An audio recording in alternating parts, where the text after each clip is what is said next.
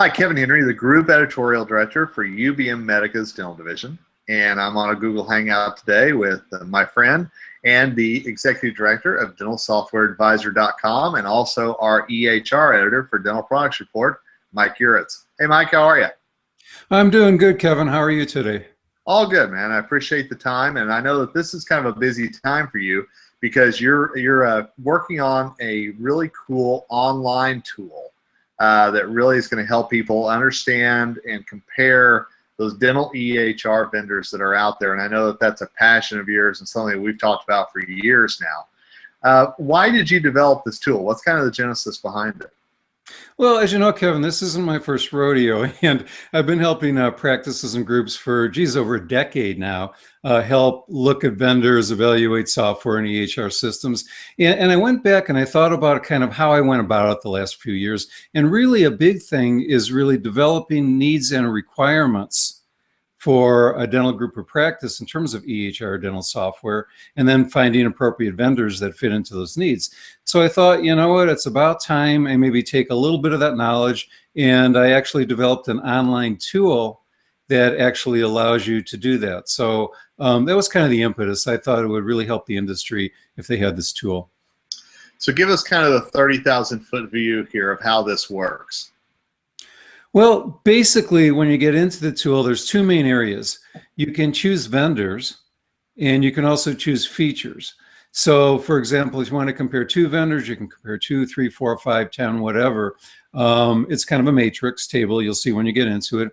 But the most important thing and the most helpful thing is that what I've done is taken kind of my years of helping groups and practices and broken down these into various EHR categories and features. So for example, you might be interested in what vendors have electronic prescribing, or what vendors are certified by the government, what vendors have certain workflows or patient portals.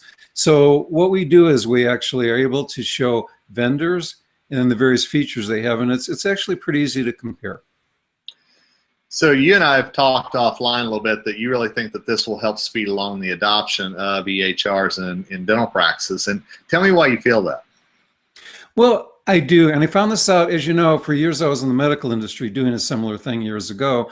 And what I found is we're at the point in dental electronic health records where, as we know, the trains left the station. I'm getting more and more calls every day on people who are interested in EHRs. But along with it, there's more confusion. And there's more vendors jumping into the field. So hopefully by bringing a tool that'll at least make it a little bit easier to compare and contrast features and vendors, hopefully this will make it a little easier for practices and groups to look at EHR technology, and in turn, it might just help adoption in a little way. So hopefully that's the main goal, is to help move EHR into the dental industry a little bit quicker than it has been in the past. And obviously this is a really cool thing for customers and for dental professionals to look at whenever they're making these decisions. What's kind of your message to the vendors as far as this tool goes? Well, actually, originally it was like pulling teeth. So when I started this a year ago, there were only a few vendors that were interested in getting involved. And I've got more vendors over the last few months. However, I have to say that there are some vendors I talked to that either aren't willing to share their information, which is unfortunate, or just don't think that EHR is here right now. So my message to the vendors is that along with EHR, the train, I believe, has left the station on comparing and contrasting vendors. So my hope is that as this gets out into the community, I hope that more and more vendors will agree to share their information with the dental industry and put the information on the tool. And I think I've seen that trend, Kevin. I think more and more vendors are recognizing the importance of EHRs.